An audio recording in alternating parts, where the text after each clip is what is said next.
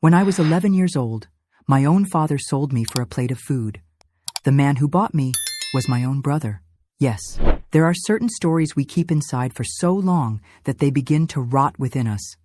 Today, at 82 years old, I've finally decided to release what I've been carrying for more than 7 decades. Good morning to everyone watching. My name is Teresa Alves Collins, but everyone here in Ashland, Kentucky knows me as Miss Terry the Baker, because of the cakes and cookies I've been selling at the farmer's market since I was old enough to work. If you've ever passed through the Saturday market here in town, you've probably seen me there, a skinny old lady with white hair pulled back in a bun, with a smile on my face that hides stories no one could ever imagine. I was born in 1942 in a small wooden house on the outskirts of town, which back then wasn't even half the size it is today. It was a difficult time, the world at war overseas, and here in our Appalachian hills, a daily struggle for survival. My mother, Sarah, was a quiet woman, of few words and many sighs. My father, Anthony, worked as a construction helper when there was work, and did odd jobs when there wasn't, which was most of the time. I was the baby of the family, the runt of the litter, as they said. My oldest brother, Gerald, was 24 when I was born. Imagine that. He could easily have been my father. The middle one, Claude, was 12 years older than me. It was like I was from a different generation, an accident along the way, as I once heard my father grumble when he thought I was asleep. If you're enjoying this story, take a moment to subscribe to the channel, hit the like button, and leave a comment down below. It can be your name, the town where you live, your age, or whether you have children or grandchildren.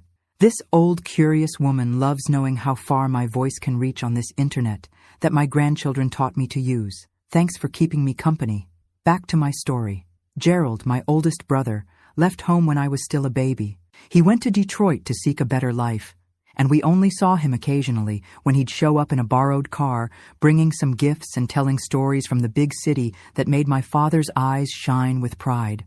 But it was Claude, the middle child, who was the real pride of the family. I need to explain something important. Claude wasn't my mother's son. He was the product of my father's first marriage to a woman who died in childbirth. My mother raised him as if he were her own, with all the love in the world. But Claude never reciprocated that. He had a cold, calculating manner, always looking at her as if she were a stranger who had invaded his house. From an early age, I noticed Claude was different. While my mother treated him and Gerald the same, my father made a point of showing that Claude was special.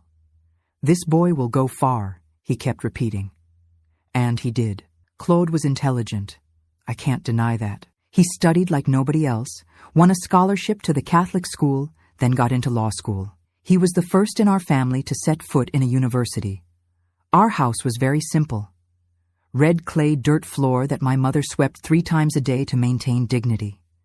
Walls made of wood that my father had put up himself. A roof that let in sunlight through the cracks on clear days, and leaks when the rain came hard. We didn't have a bathroom inside. It was an outhouse in the backyard, just a pit toilet. The water came from a well that dried up during drought times, and we had oil lamps for light until I was about 8, when electricity finally reached our street. In contrast, Claude, after he graduated, went to live in an apartment downtown. It had a living room, bedroom, tiled kitchen, and a bathroom with a hot shower. The first time I visited, I spent hours under that shower, feeling the hot water, a sensation I had never experienced before. My mother pulled me out of there, embarrassed, and Claude gave that laugh of his, a laugh that never reached his eyes. "Looks like she's never seen water before, this girl," he said to his friends who were there. Everyone laughed. I was 7 years old and didn't yet fully understand humiliation. Claude worked in a law firm and, according to my father, made more money in a month than we see in a year, but he rarely helped at home. Once in a while he'd bring a food basket or pay some overdue bill, always making a point of announcing the favor in front of everyone as if he were throwing crumbs to birds. My mother, poor thing, worked as a washerwoman. She would leave the house before sunrise with huge bundles of clothes on her head, go to the creek to wash the clothes of the fine ladies in town, and return at the end of the day with her hands red and cracked, but always with a tired smile on her face when she saw me. "My little princess," she would say, "did you study well today?" Studying was the rule in our house. My father couldn't read, could barely sign his name, but he insisted that I go to school every day. "If you want to be somebody in life, you have to study," he repeated, pointing to Claude's example. "Look at your brother, a graduate lawyer, while your father here is a nobody." I tried hard. I was a good student, liked math and listening to the stories that Miss Dorothy told. At school, for a few hours, I could forget about the poverty, the cramped house, the food that sometimes wasn't there. I could dream of a different future, but real life always came back. When I was 9, a severe drought began in the region. My father's construction work diminished, the fine ladies started washing their own clothes to save money, and our situation, which was already difficult, became desperate. I remember one night when there was absolutely nothing to eat at home. My mother heated water with salt and gave it to me, saying it was soup. I drank it, pretending to believe her, while I watched her and my father subsist on weak, sugarless coffee. It was during this time that I noticed something was changing in the way Claude looked at me. I had grown quite a bit, was starting to become a young lady, as my mother said. When he came to visit, he always found a way to be alone with me, to ask strange questions, to touch my hair or face in a way that made me uncomfortable. "This girl is turning into a pretty young woman," he commented to my father, who swelled with pride. "Takes after her mother," he responded, looking fondly at my mother in one of the rare moments when he showed affection for her. I didn't quite understand what was happening, but I had a bad feeling. A knot in my stomach every time Claude appeared at the house. I avoided being near him, made up excuses to go play at the neighbor's house when I knew he would come. My body knew something that my child's mind didn't yet comprehend. The situation at home kept getting worse. When I was 10, my mother fell ill. It started with a cough that wouldn't go away. Then came fever, fatigue, difficulty breathing. Tuberculosis, they said at the clinic. She needed expensive medicine, good nutrition, absolute rest. 3 things we couldn't give her. My father aged 10 years in a matter of months. By day, he went out desperately looking for any work, carrying sacks at the market, cleaning yards, doing anything that came up. At night, he sat beside the bed where my mother was wasting away, holding her hand, tears silently streaming down his face, marked by the sun and by suffering. I took care of the house as best I could. I stopped going to school to stay with my mother, gave her medicine at the right times, when we had the medicine, cooked what little there was, washed clothes, as I had learned from her. At 10 years old, I was already a miniature adult, carrying responsibilities too big for my thin shoulders. It was during this period that Gerald, my oldest brother, completely disappeared. We heard from acquaintances that he had gotten involved with gambling in Detroit, owed money to dangerous people, and had fled to Montana. My father, already carrying the weight of my mother's illness, seemed even more bent with this news. "Only Claude is left," he muttered, looking at the portrait of his lawyer son that we had on the living room wall, the only framed photo in the house. "Only Claude can help us now." I trembled inside every time I heard this.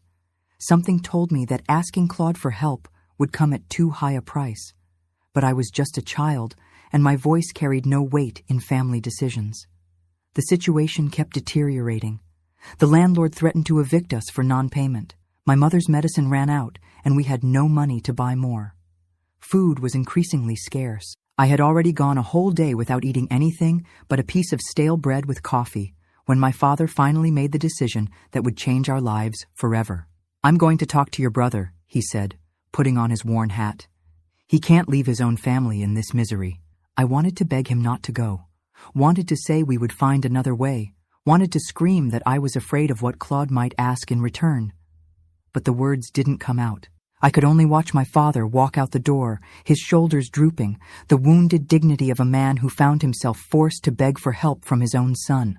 What I didn't know at that moment, as I watched my father move away down the dirt road, was that this walk would seal my fate, that his desperation, mixed with my half-brother's calculated evil, would open an abyss under my child's feet, an abyss from which it would take me decades to escape. My father returned at night from Claude's house. He came back different. He had a look I had never seen before, a mixture of shame, anger, and defeat that made my heart tighten in a way I didn't know was possible. He didn't say anything, just sat on the kitchen stool, took off his hat, and stared at nothing, as if he were seeing things I couldn't see. "Dad?" I called softly, serving him a glass of water. "Is Claude going to help us?" He took the glass with trembling hands, took a sip, then looked at me in a strange way, as if he were seeing me for the first time. "Yes," he answered, his voice so low I could barely hear. "But not today. Tomorrow he's coming here to talk to us." Something in the way he said it gave me chills. Why would Claude come to our house? He always avoided our shack, as he called it, saying it was stuffy, that it smelled of mold, that he might catch some disease. And now, suddenly, he was willing to come? That night was the longest of my life until then. My mother coughing in the bedroom, my father sitting in the dark living room, refusing food, refusing conversation, just smoking one cigarette after another, a luxury we couldn't afford, but that someone, Claude, I presumed, had given him. And me, restless, with a bad feeling that wouldn't let me sleep. The next morning, my father left early, said he was going to try to find some work at the market. I stayed alone taking care of my mother, who seemed a little better that day. She even managed to sit up in bed and eat some cornmeal mush I prepared. "Where's your father, child?" she asked, her voice weak. "He went looking for work," I replied, avoiding mentioning Claude's visit. I didn't want to worry her more than she already was. It was around noon when I heard the sound of a car stopping in front of the house. A car on our dirt road where most people didn't even have bicycles. It could only be Claude. I ran to the window and there he was, getting out of a new, shiny, metallic blue car. He wore a light-colored suit, gleaming shoes, his hair combed back with brilliantine. He looked like a movie star amid that dusty street, with chickens scratching around and barefoot children looking on admiringly. My heart raced. Where was my father? Why had Claude come precisely when he wasn't here? I thought about not opening the door, but what choice did I have? He was my brother, our only hope of getting my mother's medicine, of avoiding eviction. "Teresa, open this door for your brother," he shouted from outside, knocking hard. His voice had a tone I had never heard before, a mixture of authority and something else that, only years later, I would recognize as lust. I opened the door with trembling hands. Claude entered, filling our simple house with his strong cologne, his expensive cigar, his imposing presence. He looked around with contempt, as he always did. "Where's Anthony?" he asked, referring to my father by name, never as Dad. "He went looking for work," I replied, my voice small. A strange smile appeared on his face. "Excellent. So we have time to talk, you and I." He sat on our only sofa, an old patched-up piece of furniture that had been donated by one of my mother's employers. He opened a leather briefcase he was carrying and took out some papers. "You can read properly, right, Teresa?" he asked, handing me the papers. I nodded, taking the documents carefully. They were medical bills, pharmacy receipts, the lease for our house with several overdue months marked in red. On each paper, stamps of urgent and final notice seemed to shout at me. "Your father asked me to take on all these debts," explained Claude, blowing out cigar smoke. "It's almost 2 months of my salary. That's not a small amount." I remained silent, not knowing what to say. He continued. "I agreed to help, of course. We're family, aren't we?" There was something in the way he said family that gave me chills. "But you know, Teresa, nothing in this life is free. Everything has its price. What do you want in return?" I asked, surprising myself with the courage to ask this direct question. Claude smiled, a smile that didn't reach his eyes. He moved closer to me, sitting beside me on the sofa, so close that I could feel the heat of his body, the strong smell of his cologne mixed with the cigar. "You're turning into a very pretty young lady, did you know?" he said, running his hand through my hair in a way that left me paralyzed with fear. "You must already know some things about life, right? Things that happen between men and women?" I swallowed hard, my heart beating so fast that I thought he could hear it. I was 11 years old, lived in a poor but decent family. I knew the basics about how babies were born, things I had heard from the older girls at school, but nothing beyond that. I don't know what you're talking about," I stammered, trying to move away, but he held my arm firmly. "Don't play innocent," he muttered, his face now close to mine. "Your father and I have already talked. He understands that I need a compensation for my sacrifice, and you are the only thing of value this family has to offer."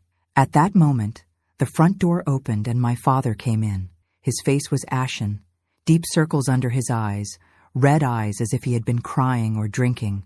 Perhaps both. He looked at us, at Claude's hand still holding my arm, and averted his gaze as if he couldn't bear what he saw. "Ah, Anthony, you arrived just in time," said Claude, releasing my arm and standing up. "I was just explaining to Teresa how we're going to resolve your situation." My father didn't answer, just sat in the kitchen chair, his body bent as if carrying the weight of the world. "I brought Sarah's medicine," continued Claude, taking out a pharmacy bag from his suit pocket. "And this is the money for the overdue rent, plus 3 months in advance." He placed a wad of bills on the table. "There's also a credit at Mr. Johnson's grocery store. He's already been notified. You can get what you need for a month." My father looked at the money, at the medicine, then at me. I saw something break inside him, something that, once broken, would never be repaired. "The agreement," he muttered, his voice choked. "Just once. You promised." Claude gave a short laugh, without humor. Of course. For now. But you know that the debts continue, don't you? Your wife will need treatment for months. The rent needs to be paid every month. You need to eat." My father lowered his head, defeated. I looked from one to the other, not fully understanding what was happening, but with enough fear to keep me paralyzed, unable to flee or scream. "Teresa," my father finally said without looking at me. Go with your brother. He's going to take you for a ride." "I don't want to go," I replied, my voice trembling. "I want to stay with Mom." "Go with him!" my father suddenly shouted, startling me. He had never shouted at me before. His eyes were full of tears. His whole body was shaking. "Please, daughter, just do what he tells you." Claude smiled, victorious, and took my hand. "Let's go, Teresa. I'll take you to my house. There we can talk better." I looked one last time at my father, silently begging for help, for protection. But he just turned his face away, unable to face what he was doing. What happened next, that afternoon at Claude's house, is something I spent decades trying to forget. The details are etched in my memory like hot iron brands. But I do not want to, describe them in words. I can only say that on that day, in 1953, I lost not only my innocence, but also my faith in humanity, my trust in the people who should protect me, my very notion of who I was. I remember returning home at dusk, feeling that my body no longer belonged to me. I remember the sepulchral silence when I entered, the way my father couldn't look at me, how my mother, even sick, realized that something terrible had happened just by seeing my face. "What happened, my daughter?" she asked, concern momentarily overcoming the weakness of the disease. "What did Claude do to you?" I couldn't answer. The words simply wouldn't come. I just lay down beside her on the bed, curled up like an injured animal, and cried until I had no more tears.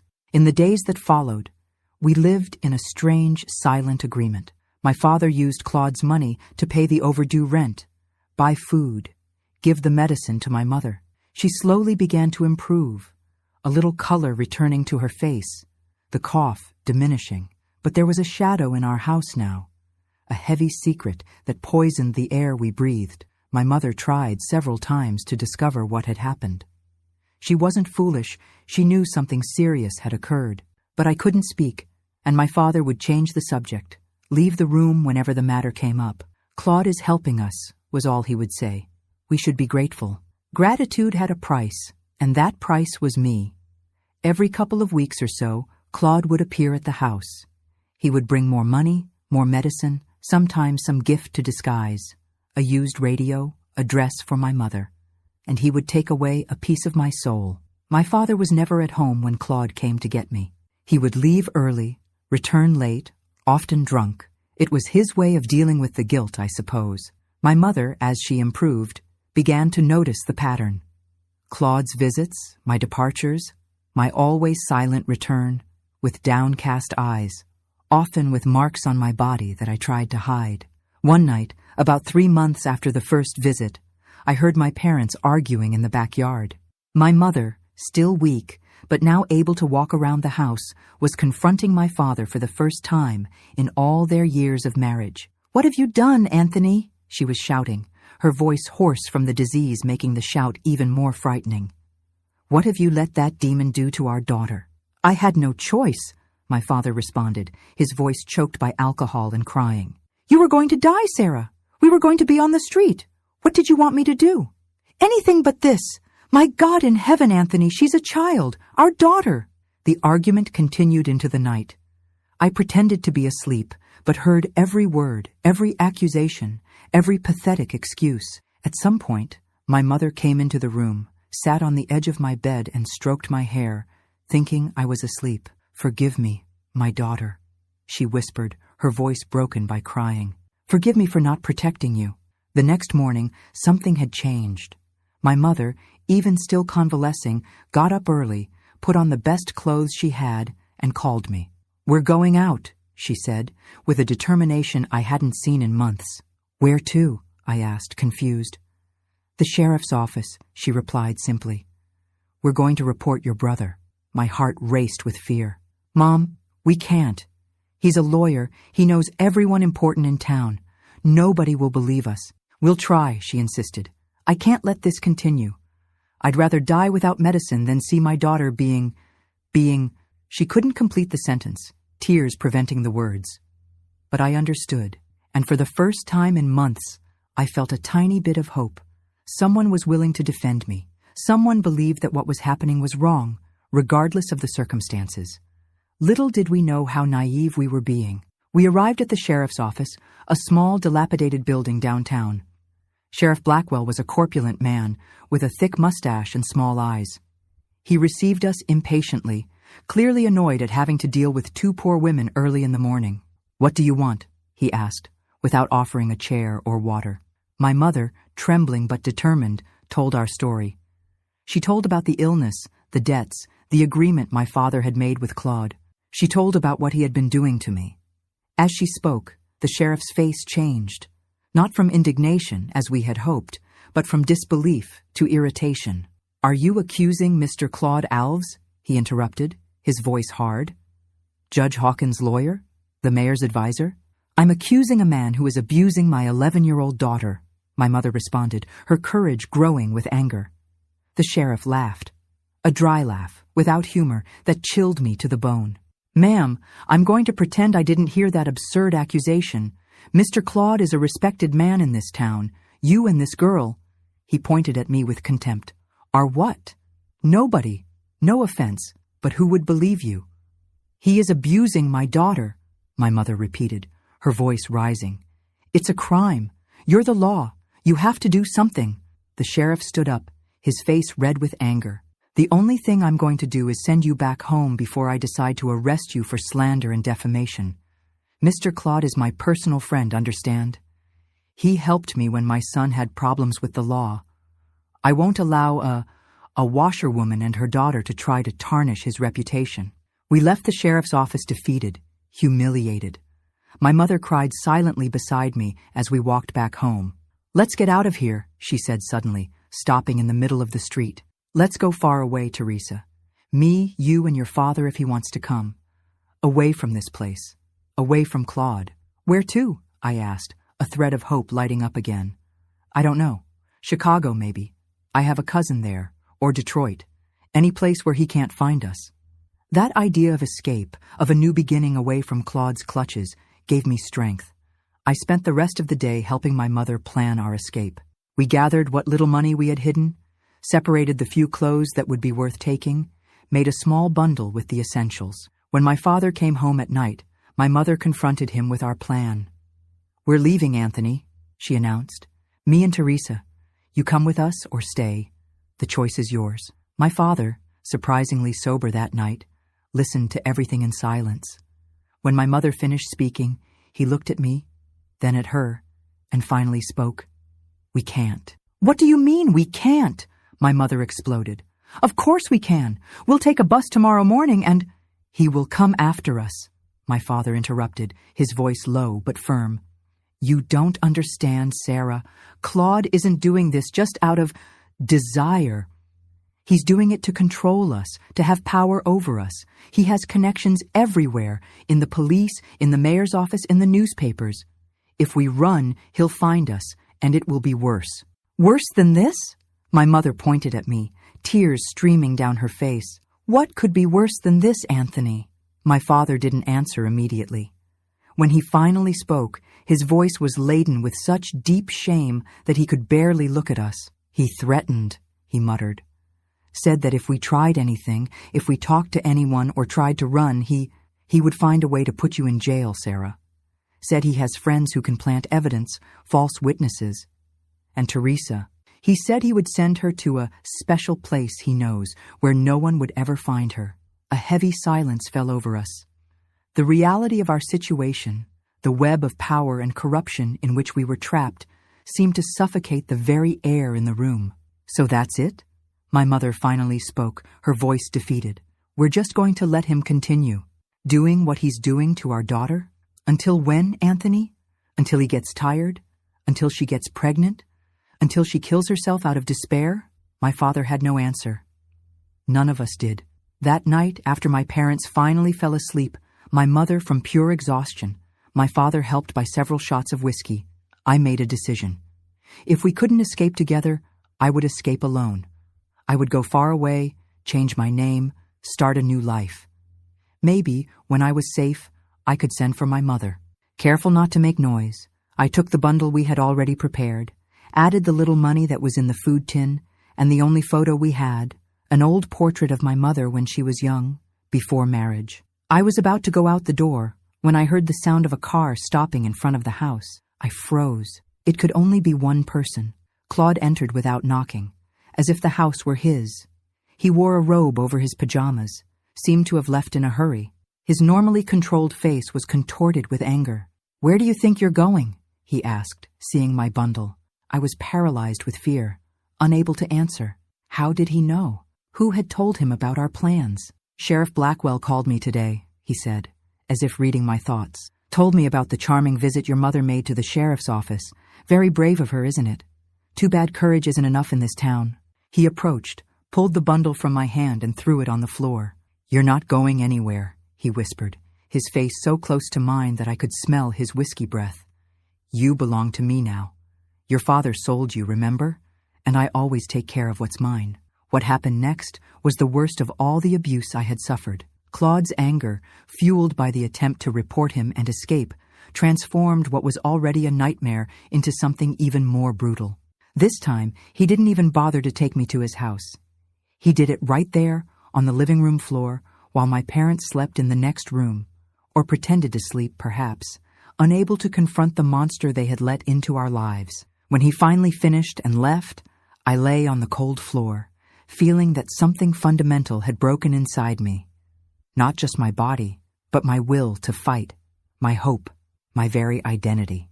That night, the girl I was, the cheerful, studious, dreamy Teresa, died. In her place, someone different was born.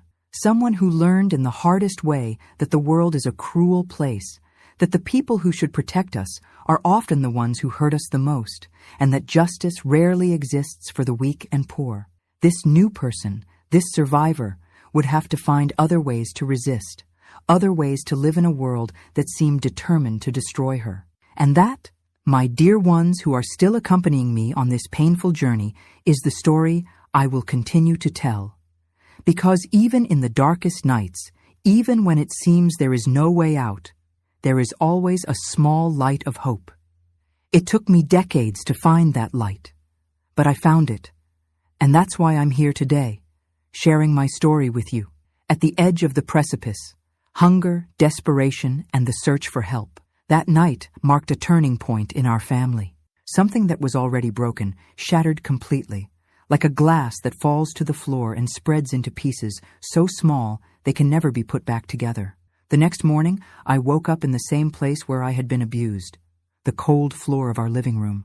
My body hurt so much I could barely move, but the physical pain was almost a relief compared to what I felt inside. My mother found me there, curled up like a wounded animal. Without saying a word, she helped me up, took me to the wash basin in the yard, and with a gentleness that brought tears back to my eyes, washed me as if I were a baby. She washed the blood from my legs, the finger marks on my arms, the scratches on my back. As she washed, she cried silently, her tears mixing with the water in the basin. "We'll find a way, my daughter," she murmured, her voice choked. "I don't know how yet, but we'll find a way." My father didn't appear all day. I found out later that he had spent the day drinking at Mr. Jack's store, spending what little money we had, drowning his guilt in cheap whiskey. When he finally returned, late at night, he didn't even look at us. He went straight to the bedroom and locked himself in there. The following days were suffocatingly silent. My father avoided staying at home. My mother tried to regain her strength to return to work, and I existed. I no longer lived. I just existed, moving like a ghost through the house, doing the mechanical tasks, washing clothes, sweeping the floor, cooking what little we had. I stopped going to school. How could I face my classmates, my teachers, pretend I was a normal girl while carrying that terrible secret? A week after the failed escape attempt, Claude returned. He didn't come to get me this time. He came with another proposal, something even more disturbing. My father was at home, sober for the first time in days. My mother, now able to stand for longer, was trying to sew some clothes for others, work that earned little, but was what she could do in her debilitated state. Claude arrived in the late afternoon, driving his gleaming car. He entered without knocking, as if the house were his, and in a way, at that point, it was. He carried a leather folder under his arm, and an expression that mixed disdain and barely contained excitement. "Good afternoon, family," he said ironically. "I've come to bring news." He sat at the kitchen table without being invited. My mother got up, muttering that she was going to the bedroom, but Claude stopped her. "Stay, Sarah," he ordered. "What I have to say concerns all of you." Reluctantly, my mother sat back down. I huddled in a corner, trying to make myself invisible, while my father remained standing, leaning against the wall, his eyes lowered. "Things are changing," Claude began, opening his folder and taking out some papers. "The mayor is planning urban renewal. This whole area," he made a sweeping gesture, "will be expropriated in the coming months. They're going to build an industrial park here." My father raised his head, surprised. "Expropriated? You mean we'll have to leave?" "Exactly, Anthony. You and all the other families on this street. But don't worry." He smiled, a cold smile that didn't reach his eyes. "You'll receive compensation. Not much, of course, considering the state of this place, but enough not to be on the street." "And when will this happen?" asked my mother, concern evident in her voice. "The official notices should arrive in about a month or so. But I, as the mayor's legal advisor, have advance access to this information." He paused, savoring the power he had over us. "I thought of finding a way to help you get better compensation. After all, we're family, aren't we?" That word, family, in his mouth sounded like a profanation. I clenched my fists, feeling a hatred I had never experienced before. "What do you want in exchange this time?" asked my father, his voice low but laden with bitterness. Claude smiled again, that smile that gave me chills. "Well, since you asked, I have a new agreement to propose." He took more papers from the folder, spreading them on the table. "Contracts, from what I could see from my position in the corner of the kitchen. I can guarantee that you receive triple the normal compensation amount," he explained. "With that money, you could buy a decent house in another neighborhood, maybe even open a small business. Sarah could get proper treatment without depending on public charity." He made a dramatic pause, looking at each of us before continuing. When his eyes met mine, I felt a chill run down my spine. "In exchange," he continued, "I want something more permanent than our previous arrangements." "What do you mean?" asked my father, though I suspected he already knew the answer. "I want Teresa to come live with me," said Claude, directly and without beating around the bush. "As my official ward, I'll take care of her education, her future. She'll have everything you could never give her. Good clothes, private school, maybe even college one day." My mother let out a strangled sound, as if someone had squeezed her throat. "Never," she managed to say, her voice trembling with anger. "I will never hand over my daughter to you, you monster." "I'm not asking for your permission, Sarah," Claude replied coldly. "I'm informing you how things are going to be. The decision is Anthony's, legally, and he has already proven to be a pragmatic man." My father seemed to have aged 10 years in a few minutes. His face was ashen, his shoulders bent under the weight of guilt and shame. "I can't," he muttered. "I've gone too far already. I can't simply sell my daughter. But you already have, Anthony. Claude laughed, a sound without joy. You sold her the first time you accepted my money knowing what I wanted in return. Now I'm just proposing to formalize the agreement. The silence that followed was dense, suffocating. I trembled in my corner, unable to believe that my fate was being negotiated like this, as if I were a piece of land or a head of cattle. And if we refuse? My mother finally asked, her voice a little firmer. Claude shrugged, a studiedly casual gesture. Then you'll receive the minimum compensation, which will barely be enough to rent a shack worse than this one. And who knows what might happen after? Maybe Sheriff Blackwell will discover that you're involved in some illegal activity. Maybe Sarah will have a serious relapse and won't be able to get treatment at the public hospital. The threats, even veiled, were clear. He had the power to destroy what little remained of our lives. I'll give you a week to think about it, he concluded, collecting the papers and putting them back in the folder. I'm a reasonable man after all. Before leaving, he stopped beside me and ran his hand through my hair, a gesture of possession that made me stiffen with disgust and fear. See you soon, Teresa, he whispered, just for me. Very soon. When Claude left, the silence that remained was almost solid, palpable. My mother was crying silently, her hands covering her face. My father seemed like a statue, motionless, his eyes fixed on some distant point that only he could see. I felt strangely calm, a calmness that came not from acceptance, but from a kind of dissociation, as if I were observing everything from outside, as if that girl leaning against the kitchen wall wasn't really me, but a character in a sad story I was reading. In the days that followed, the tension at home was so thick you could almost cut it with a knife. My parents barely spoke to each other. My mother alternated between periods of silent crying and explosions of desperate anger. My father drank more than ever, coming home later and later, more and more destroyed. On the fourth day after Claude's visit, something unexpected happened. I was in the yard, hanging some clothes I had washed, when I heard a voice calling me from the other side of the fence. Psst, Teresa. It was Mrs. Jenkins, our neighbor, a lady in her 60s who lived alone in the house next door. She had always been kind to me, sometimes giving me fruit from her yard or a piece of cake when she made some. Come here, child, she called, waving discreetly. I looked back, making sure no one was watching, and approached the fence. I heard, she said, her voice low. The walls are thin, you know. I heard what that man has been doing to you. I froze. Our shameful secret exposed.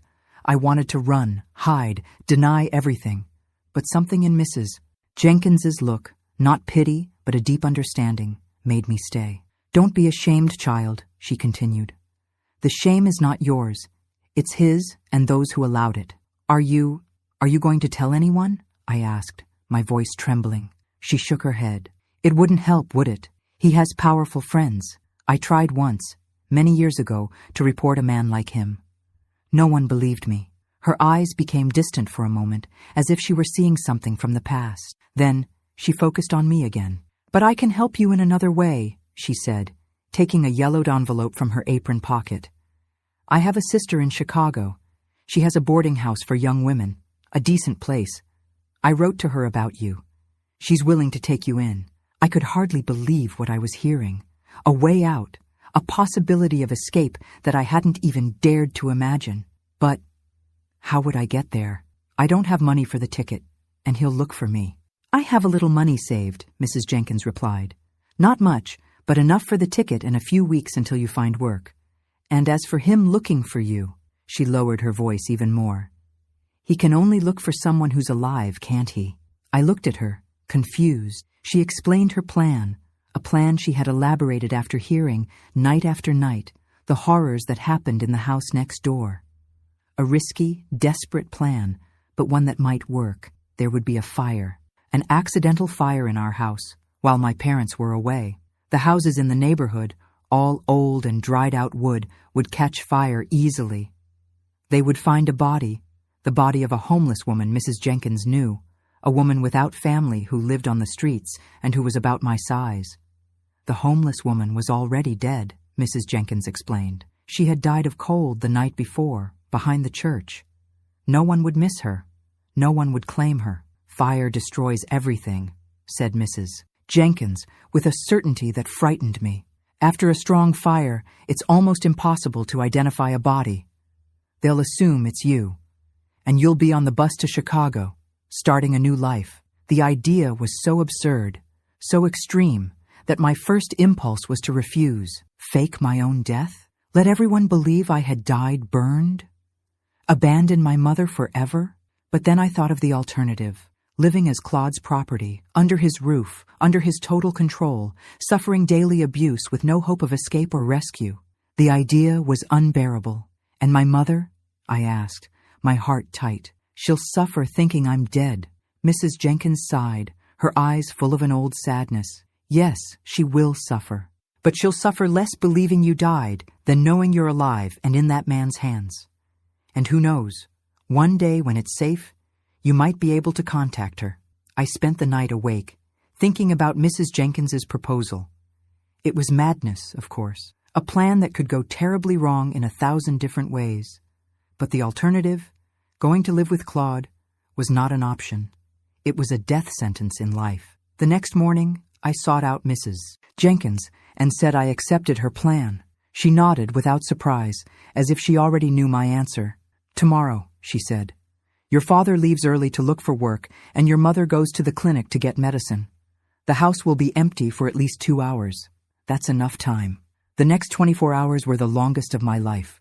I secretly packed the few things I would take: 2 changes of clothes, my mother's portrait, a small crucifix that had belonged to my grandmother.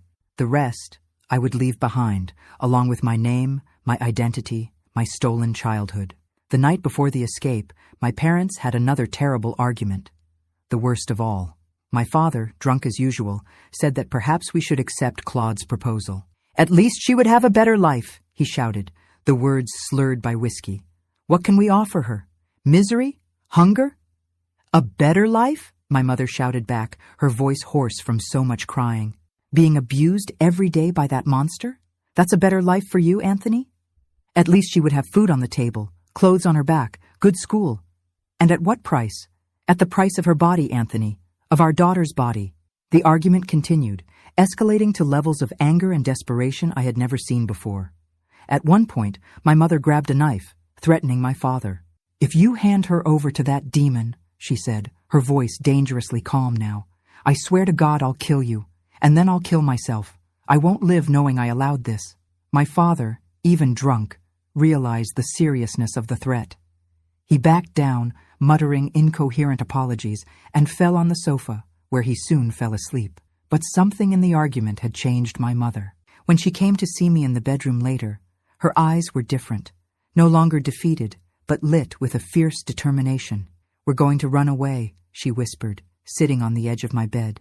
"Tomorrow, while your father is out, we'll take a bus as far away as possible." My heart raced. It was almost the same plan I had with Mrs. Jenkins, but with one crucial difference. My mother would come with me. I wouldn't need to fake my death. I wouldn't need to abandon her. "Where to?" I asked, a mixture of hope and fear overwhelming me. "I have a cousin in Missouri," she replied. "It's been years since we spoke, but she would give us shelter for a while. It's far enough that he wouldn't find us easily." The idea of escaping with my mother, of not being alone on this terrible journey, was so tempting that I almost told her about Mrs. Jenkins's plan. But something held me back, an instinct perhaps, or the fear that the more people knew, the greater the risk of Claude finding out. "Let's sleep now," my mother said, kissing my forehead. "Tomorrow will be a long day." I slept a restless sleep, full of nightmares where Claude chased me through endless labyrinths, always one step away from catching me. I woke up to the sound of my father leaving, even before dawn. My mother was already up, preparing a quick coffee. "Eat," she said, placing a piece of bread in front of me. "We need strength for the journey." As we ate, she explained the plan. We would first go to the clinic as if she were going to get her medicine.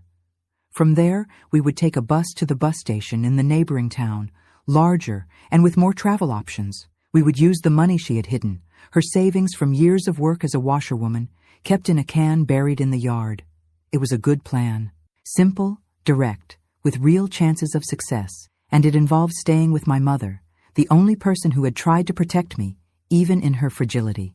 But then, the unthinkable happened. We were almost ready to leave when we heard the sound of a car stopping in front of the house. My mother ran to the window and let out a strangled sound of despair. "It's him," she said, her face pale with terror. "It's Claude." My blood froze. How did he know? Who had told him about our plans this time? "Quick!" My mother pushed me toward the bedroom.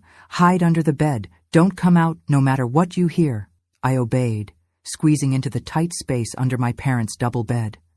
I had barely settled when I heard the front door being opened violently. "Where is she?" Claude's voice, normally controlled, was altered by an anger I had never heard before. "Who?" My mother tried to disguise, but the fear was evident in her voice. "Don't play dumb, Sarah. I know you're planning to run. Where is Teresa?" "I don't know what you're talking about," my mother insisted. "Teresa went to school." A cruel laugh followed this obvious lie. "School? She hasn't been to school for weeks. Everyone knows that." I heard heavy footsteps crossing the living room, entering the kitchen, coming back. "I'm going to ask one more time." Claude's voice was dangerously calm now. "Where is Teresa?" The silence that followed was so tense I could barely breathe. Then, my mother's voice, firm despite the fear, "Far from you, where you'll never be able to touch her again." The sound of a slap cut through the air, followed by a dull thud. My mother falling, probably. I bit my lip not to scream, tears silently streaming down my face. "You ungrateful bitch," Claude was shouting now. "After everything I did for you, saved your miserable life with the medicine I paid for, and this is how you thank me?" The sounds that followed were the most terrible I had ever heard. My mother being beaten, objects breaking, muffled screams.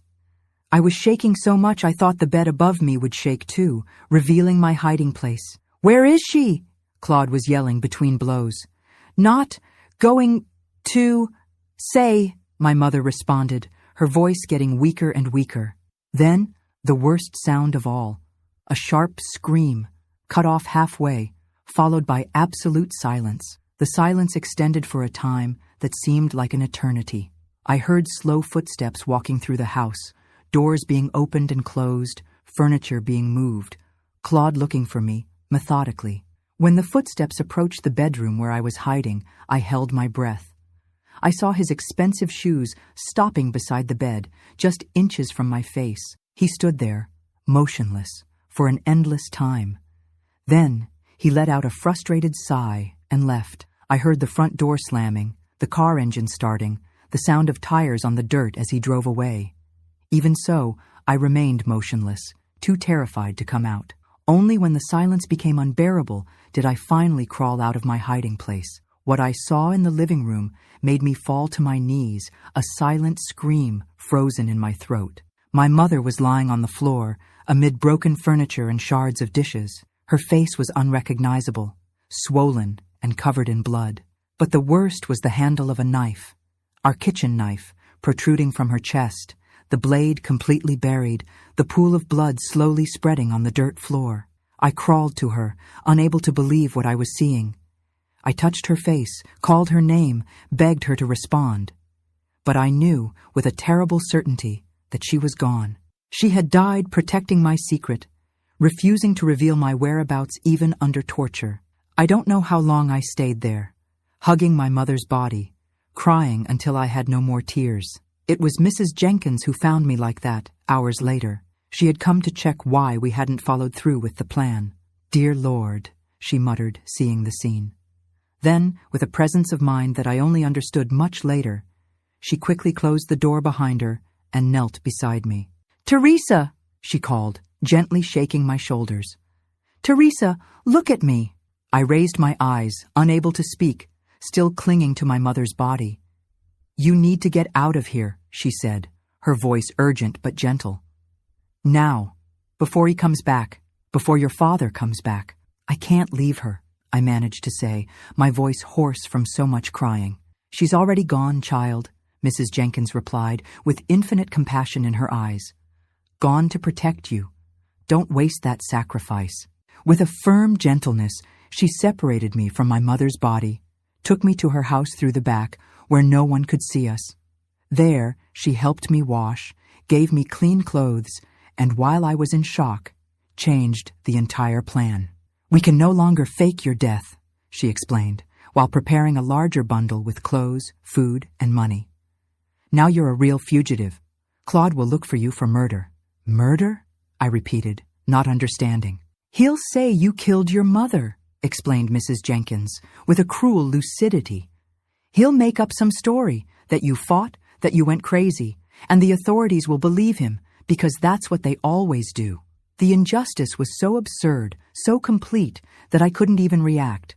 I just let Mrs. Jenkins guide me, following her instructions mechanically, like a doll without a will of its own. She led me along dirt paths behind the houses to the road that left town.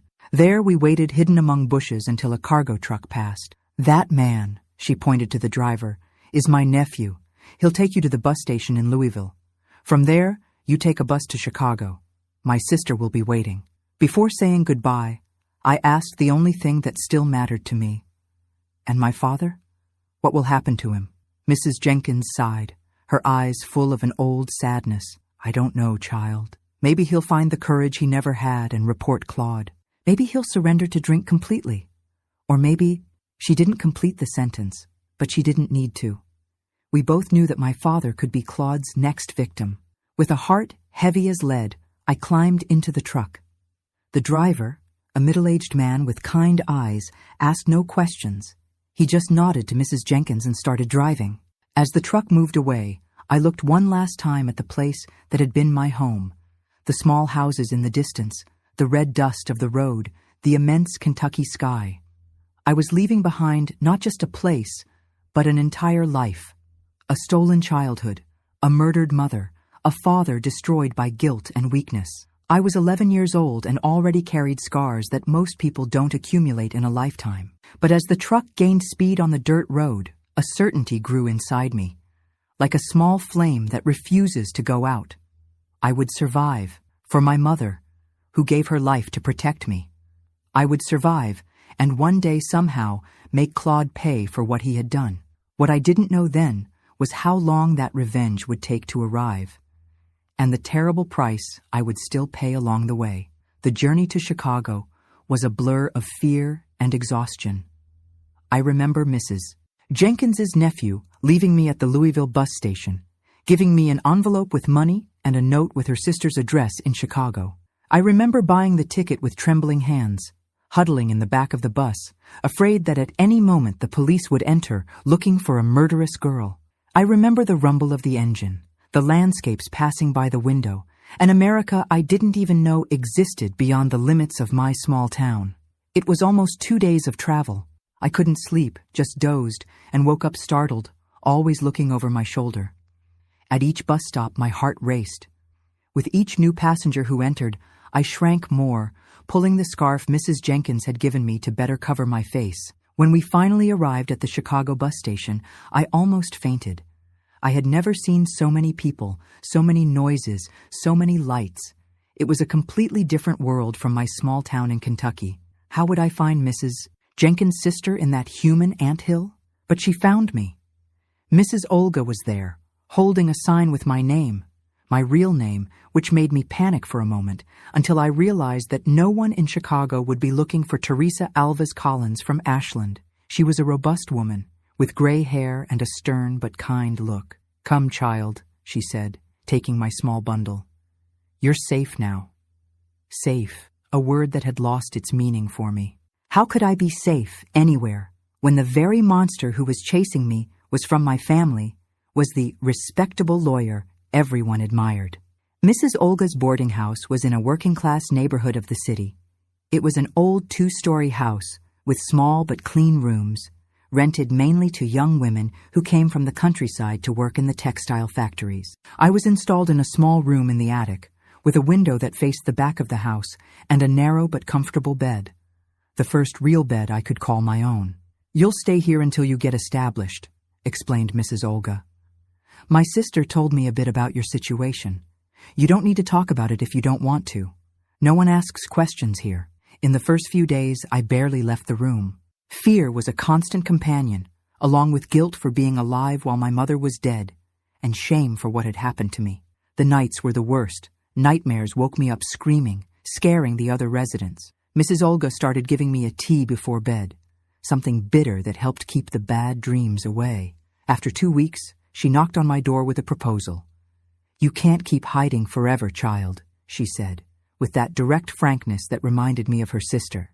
"You need to start living again, and to live, you need to work." She had a cousin who owned a bakery in the neighborhood. He needed help cleaning the hall and washing the pans. It didn't pay much, but it was a start. And more importantly, he didn't ask questions about documents or past. "But what if he finds me?" I asked, expressing for the first time the fear that was consuming me inside. Mrs. Olga sat on the edge of the bed, her eyes showing an understanding that came from her own experience. "Chicago is a huge city, Teresa. Millions of people. It's easy to disappear here. And besides," she hesitated, as if measuring her words, "besides, you're not the same girl anymore. You're growing, changing. In a few years, even if he saw you on the street, he might not recognize you."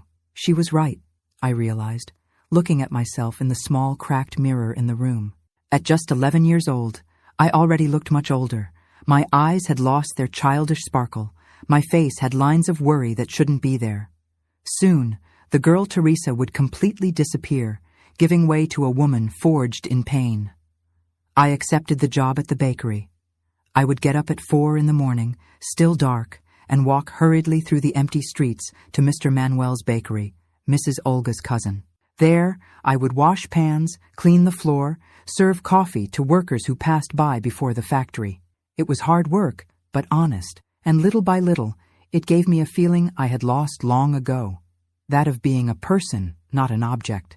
Mr. Manuel was a rough but fair Portuguese immigrant. He paid on time, never treated me badly, and as promised, never asked questions about my past. When he needed my documents to register me as an employee, Mrs. Olga provided them. I didn't ask how, nor did I want to know. I became Mary Connie Smith, born in Pikeville, Kentucky. A clean slate, no past, no history. Months passed, then years. Gradually, the open wound in my chest began to form a scab. It didn't heal completely, it never would, but it no longer bled constantly. I made some friends at the boarding house, other young women who, like me, carried their own secrets. No one asked too much. We were all survivors in our own way. At 14, I was already working at the bakery counter, serving customers. I had learned to disguise my Kentucky accent, to dress like the girls from the big city, to blend into the anonymous crowd on the streets of Chicago. I attended night school, as Mr. Manuel insisted that I needed to at least complete elementary school. At first, I resisted. I was afraid that somehow enrolling in a school might leave clues for Claude. But Mrs. Olga assured me that with my new documents, it was impossible for them to track me down. And so, slowly, I rebuilt some kind of life. I wasn't happy. Happiness seemed a distant, almost abstract concept, but I was alive. I worked, studied, saved every penny I could. Deep in my mind, I always knew that one day I would return to Kentucky. Not to stay, but to settle scores. When I turned 18, I was already manager of the bakery. Mr. Manuel was getting old and trusted me to take care of the accounts, purchases, practically everything. He paid me well, and I had saved up a small nest egg. It was then that I received the first news from Ashland since my escape. It was a letter from Mrs. Jenkins, sent through her sister. I opened it with trembling hands, my heart racing. The thin paper was covered with a shaky handwriting from someone who wasn't used to writing. "Dear child," the letter began, "I hope this finds you well and safe. I have news you need to know. Your father passed away 2 months ago. He drank himself to death after your mother's death and ended up drowning in the creek during a flood. As for the other matter, he continues to prosper. He's now a judge. Imagine that, a man like that dispensing justice. The world is upside down. Many people still talk about you here. They say you killed your mother and ran away. I know it's not true, but that's what he spread. I hope you're building a new life there. Don't come back. There's nothing for you here but pain. With love, Jay." I read and reread that letter so many times that the paper began to fall apart at the folds. My father dead. Claude, a judge, and I, a fugitive murderer in the memory of the town. That night, I cried as I hadn't cried since the first days in Chicago. I cried for my father, who despite his weakness, his cowardice, had been good to me before Claude entered our lives. I cried for my mother, whose grave I could never visit. I cried for the girl I had been, for the lost innocence, for the destroyed family. But when the tears dried, something different had taken their place. A cold, calculated resolution. Claude was a judge now, powerful, respected, while I, his victim, lived in hiding under a false name, carrying the stigma of a crime I didn't commit. That wasn't right. It couldn't continue like this. But how to confront him? He had the entire system on his side, the police, the courts, the society that respected men in suits and despised poor girls. I needed a plan, allies, evidence. In the following years, this plan slowly took shape. I continued working at the bakery, but I began to frequent the public library in my spare time. I read everything I could about laws, about how the judicial system worked. I began to understand how men like Claude operated, how they protected themselves, what their weak points were. At 22, I met Joe, a young man who delivered flour to the bakery. He was a few years older, quiet, hard-working. We started talking during his deliveries, then going out together on my days off. He was gentle, respectful, never tried anything that made me uncomfortable. With him, I learned that not all men were like Claude. After a year of dating, he asked me to marry him.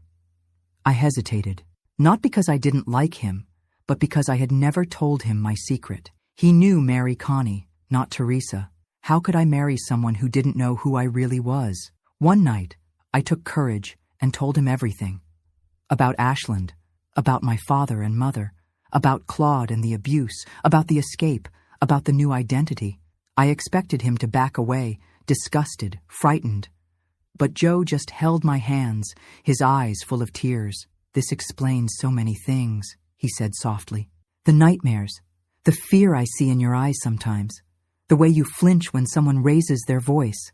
He hugged me, and for the first time in many years, I felt truly safe in someone's arms. "We'll make him pay," Joe promised. "I don't know how yet, but we'll find a way." We got married in a small registry office, with only Mrs. Olga and Mr. Manuel as witnesses. Joe sold the small farm he had inherited from his father on the outskirts of Chicago, and with that money, plus my savings, we bought Mr. Manuel's bakery, who wanted to retire and return to Portugal. The following years were of hard work, but also of planning. Joe had a friend who worked as a reporter for a small newspaper. Through him, we began to follow news from Kentucky, especially about Claude, now a respected judge who presented himself as a candidate for mayor of Ashland. Meanwhile, our family grew. We had 2 children, Charlie, our firstborn, and then Sarah, whom I named in honor of my mother. Raising them was both a joy and a challenge. Each milestone, the first tooth, the first steps, the first word, was a celebration, but also a painful reminder of the childhood that was stolen from me. It was difficult to be a good mother when I never had an example of how a normal family worked. I had a constant fear that something bad would happen to my children, that I wouldn't be able to protect them as my mother couldn't protect me. Sometimes I was overprotective, other times distant, fighting with my own demons. Joe was my rock during those years. Patient, understanding, always there when the nightmares came, when the memories became too strong. He understood that there were parts of me that might never heal completely, and loved me anyway. In 1972, when I turned 30, I received another letter from Mrs. Jenkins. She was sick, she wrote, and didn't expect to live much longer. Before departing, she wanted to see me one last time. She gave precise instructions on how to reach her niece's house in Columbus, where she was living. It was closer than Ashland, she wrote, and safer for me. I hesitated. I hadn't left Chicago since my arrival. The idea of traveling, of exposing myself, terrified me, but I owed so much to Mrs. Jenkins. It was she who saved my life, who made my escape possible, who gave me a second chance. Joe insisted that we should go. All of us. It would be safer to travel as a family, he said. No one would look for a married woman with 2 children after so many years. The trip to Columbus was tense. Each bus stop, each person who looked in our direction left me in panic. But we arrived without incidents. Mrs. Jenkins' niece, a kind woman named Patricia, received us with affection. Mrs. Jenkins was very changed. The strong, decisive woman I had known was now confined to a bed, consumed by a cancer that was robbing her of her strength, but her eyes still had the same vivacity, the same determination. "You've grown up, child," she said when we were alone. "Become a beautiful woman." I held her wrinkled hand, swallowing tears. "Thanks to you. I can never thank you enough." She shook her head, dismissing my gratitude. "I did what any decent person would do. And besides," she smiled weakly, "I had my own scores to settle with men like your brother." She then told me something she had never revealed before, that like me, she had been abused in childhood by an uncle, a respected man in the community, who never paid for his crimes. "That's why I understood your suffering, child. And that's why I couldn't stand by watching it happen again." We talked for hours. I told her about my life in Chicago, about Joe, about my children. She listened to everything attentively, occasionally asking questions, her eyes shining with satisfaction at knowing that I had managed to build some kind of life after the horror. When I was about to leave, she held my arm with a surprising strength for someone so sick. "He's still there, you know? More powerful than ever. Going to be mayor, they say. Maybe even congressman one day." Her eyes narrowed. "Men like him never stop. There must be other girls after you. Other lives destroyed." A chill ran down my spine. Of course there would be others. How had I not thought of this before? Claude wouldn't stop just because I had escaped. His type of evil was insatiable. "What can I do?" I asked, more to myself than to her. "No one would believe me. He's a judge. I'm nobody." Mrs. Jenkins smiled, a smile that reminded me of many years ago, when she explained her plan to get me out of Ashland. "There's one thing I've learned in life, child. Everyone has secrets, especially powerful men. Secrets they would give anything to keep hidden." She took a yellowed envelope from under her pillow. "Take this. I've kept it all these years, waiting for the right moment." Inside the envelope was a black and white photograph, yellowed at the edges. It showed Claude much younger, in uniform, alongside other equally uniformed men. "Your brother served in the border battalion during the war," explained Mrs. Jenkins. "There was an incident, something involving Italian civilians. It was hushed up, of course, but there are still living witnesses. People who, like you, keep their stories, waiting for the right moment to tell them." I looked at the photograph, then at Mrs. Jenkins, confused. "How do you know this?"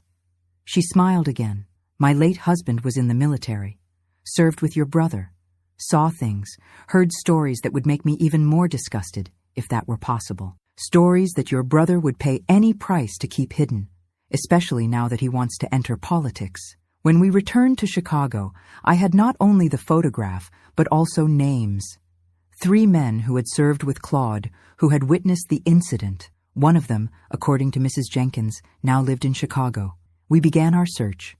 Joe used his contacts, asked around, investigated. It took months, but we finally located Jarvis Taylor, former sergeant, now the owner of a bar in the South Side.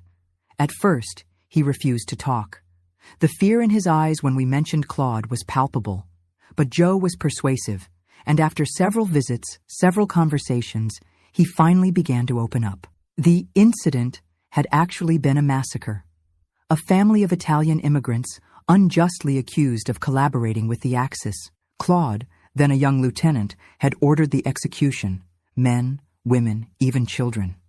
Afterward, he falsified reports, threatened witnesses, made sure the story never came to light. "Why did you never report it?" I asked Jarvis, horrified by what I had heard. He laughed, a bitter sound. "Report to whom, ma'am? To the same military that covered everything up? To the politicians who support men like him? Besides," he lowered his voice, "he has evidence against all of us. Photos, documents that incriminate us, too. We all had our hands tied, but I wasn't." Slowly, a plan began to form in my mind. A risky, dangerous plan that could cost me everything I had built, but which, if it worked, would finally bring some form of justice. I spent the next few months gathering evidence. Jarvis, reluctantly, provided names, dates, places. Joe used his contacts at the newspaper to discreetly investigate, confirm details. We found other witnesses, a doctor who had treated the few survivors, a priest who had tried to intervene. And then, in early 1974, when Claude officially announced his candidacy for mayor of Ashland, we decided it was time to act. It wasn't easy. I had to leave my children with Mrs. Olga, promise Joe that I would be careful, overcome my own terror of returning to the town where I had lost everything. But the idea of Claude gaining even more power, perhaps reaching a position where he could harm even more people, was unbearable. I arrived in Ashland on a hot August morning. The town had changed, grown, modernized. But for me, every corner still held memories. Every unfamiliar face could be someone who would recognize me, who would shout, "The murderer is back." I stayed at a small boarding house on the outskirts, using a false name. For days I just observed, gathered information. Claude had a campaign office downtown. Every day he received supporters, made speeches, promised a bright future for the town. No one seemed to see the monster behind the polished smile, the well-cut suit. Finally, on a night when I knew he would be alone in the office, information obtained from the building janitor through a generous tip, I decided to confront him. I entered through the back door, my heart beating so hard I thought I would faint. So many years of nightmares, of fear, of pent-up anger, and now I was just a few feet away from him. When I opened the office door, he was sitting at his desk, reviewing some papers. He looked up, annoyed by the interruption. "Who are you? How did you get in here?" He didn't recognize me. Of course not. The skinny, frightened 11-year-old girl had transformed into a 32-year-old woman with lines of expression and an iron determination in her gaze. "Don't you recognize me, Claude?" I asked, my voice surprisingly firm. "It's me, Teresa." I saw the color drain from his face. He stood up abruptly, knocking over the chair. "Teresa, but you're dead, or you ran away after killing your mother." "We both know who killed my mother," I replied, taking a step forward. "The same man who abused an 11-year-old girl, the same one who now wants to be mayor." He quickly regained his composure. The initial shock gave way to the same cold, calculating smile that I knew so well.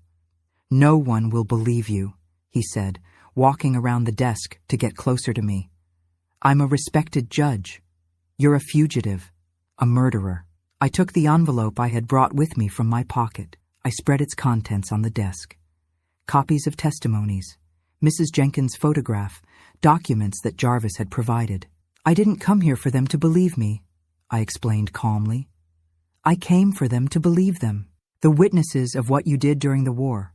The survivors." I saw his face change, fear replacing arrogance. He picked up the papers with trembling hands, leafing through them quickly. "Where did you get this? Who else knows?" "Many people," I lied. "Journalists, lawyers. If anything happens to me, this information goes directly to every newspaper in the country." It was a bluff, of course. We had copies stored, but we didn't have contacts with major newspapers, nor certainty that anyone would publish the story. But he didn't know that. "What do you want?" he finally asked, his voice reduced to a whisper. "Money?" I shook my head. "I want you to drop out of the race, today, to announce your retirement as a judge, to disappear from public life forever." He laughed, a bitter sound. "You're asking me to destroy my life, like you destroyed mine," I responded, without emotion. "The difference is that I'm giving you a choice, more than you gave me." What followed was a tense negotiation that lasted hours. He tried to intimidate me, then buy me off, then convince me he had changed. I remained firm. In the end, when the sun was already beginning to rise, he agreed to my terms. The next day, to the shock of the entire town, Claude announced his withdrawal from the electoral race and his retirement from the judiciary, citing health problems. Within weeks, he had sold his house in Ashland and moved to Miami, where, I later learned, he lived in seclusion. I returned to Chicago with an enormous weight lifted from my shoulders. It wasn't complete justice. He would never legally pay for his crimes, never go to jail for the abuse, for my mother's murder. But at least he had lost his power, his ability to continue harming others. In the years that followed, I slowly rebuilt not just my life, but my identity. Gradually, Mary Connie gave way to Teresa again, not the innocent girl from before, but a new version, forged through pain and overcoming. I told my story to my children when they got older, so they would understand where they came from, who their mother really was. It was difficult, painful, but also liberating. I no longer needed to live in the shadow of fear, under the weight of the secret. Our bakery prospered, becoming famous for my cakes and cookies, recipes I vaguely remembered seeing my mother make. When my children grew up and took their own paths, Joe and I decided to move. Not to Ashland, I could never live there again, but to a nearby town, where the climate reminded me of my childhood. In 1998, Joe passed away peacefully in his sleep. I was 56, still young enough to start over, but with no desire to do so. I had loved only one man in my life, and that was enough for me. Instead, I dedicated myself to a new mission. With the money from the sale of the bakery, I founded a small organization to help children and adolescents who were victims of abuse. A safe place where they could tell their stories, receive support, learn that they weren't alone, that they weren't to blame for what they had suffered. I called it Sarah's House in honor of my mother, who gave her life to protect me. Over the years, hundreds of children passed through there. Some managed to rebuild their lives, as I had done. Others still struggled with their demons. All had a safe place to stay, people who believed in them, who understood their suffering. In 2007, I received news that put the final period on my story with Claude. He had died alone in his apartment in Miami. He had left no family, friends, no one to claim his body. According to the local newspaper that reported his death almost as a footnote, he had become a recluse, an alcoholic, obsessed with the idea that he was being persecuted. I felt no joy at the news, nor pity, just a strange emptiness, as if a very long and painful chapter of a book had finally come to an end. And so, my dear ones who have accompanied me this far on this painful journey, I come to the end of my story. Today, at 82 years old, I look back and see a life that, despite all the scars, was worth living. I had love, I had family, I had purpose. I survived what many would not survive and transformed my pain into help for others. If you've come this far with me, I thank you from the bottom of my heart. It's not easy to hear stories like this, just as it's not easy to tell them. But it's necessary. Silence protects only the abusers, never the victims. If this story touched your heart, I ask that you subscribe to the channel, leave your like, and share with someone who might need to hear that it's possible to survive even the worst horrors. Remember always, your story doesn't end with trauma. What they did to you is just one chapter, not the entire book. You have the power to write the next chapters, and they can be more beautiful and meaningful than you ever imagined. Thank you for listening to me.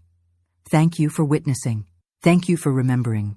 With love, Miss Terry the Baker.